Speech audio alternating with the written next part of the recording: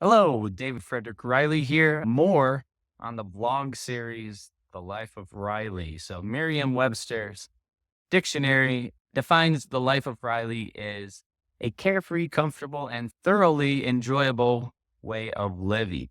If you're an artist, the idea that you can make a living with your artwork and not have to work another job, just paid for a living, that's going to sound like the life of Riley to you.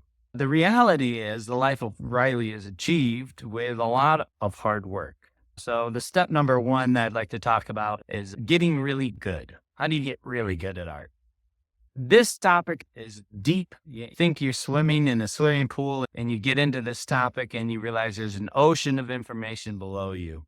So I'm going to touch on a little bit of it today. I'll do several more videos on this topic as well. But for two-dimensional artwork, there's probably six categories that you can put things into. The first is drawing, meaning shapes and proportions, elements of two-dimensional art, let's say. So we've got drawing, we've got value, your lights and darks, you've got your edges, hard or soft, the range between hard and soft, and you've got color, anything from saturated to gray, considering the color wheel and complementary colors with that topic. Besides just those four elements, you also have your design, which means your composition, and then maybe your style could be a sixth one, your expression. How do you have your voice with your paintings? How are you a recognizable artist? So how do you learn this? First off, how do you learn to get really good? There's a lot of talk about, you've got to put in 10,000 hours to become an expert at something. And I think 10,000 hours is a good start. That's a good warm up.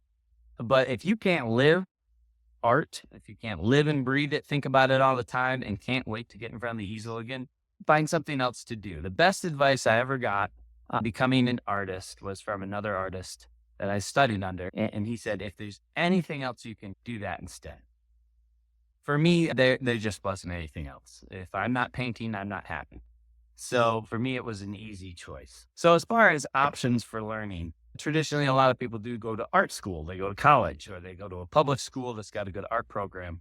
And they spend a lot of time, a lot of money, and learn a lot of things that aren't going to help them. I think it's great for some basics. It gives you a wide exposure to different concepts in art and lets you try out different mediums, maybe sculpting, painting, drawing, design, architecture. There's all sorts of things you can learn about. So if you're not sure where to start, sure, that might be great. I myself have a bachelor's degree in fine art and illustration and a master's degree in the same thing. I also love efficiency.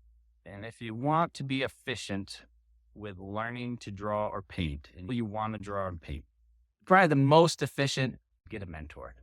Find someone who does artwork that you want to do and see if they'll teach you.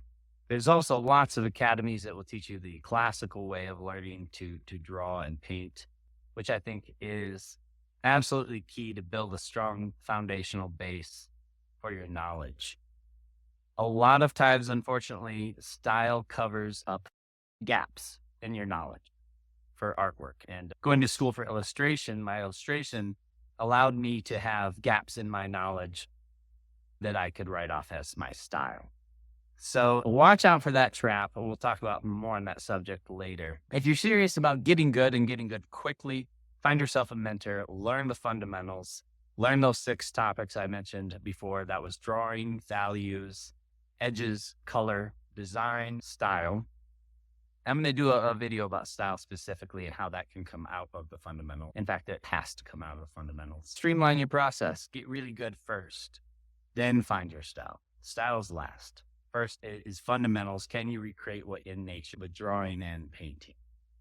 So that's it for now. We're going to dive deep into this. I'm going to jump around a little bit in this series so I can touch on a bunch of different topics. But yeah, that's a start.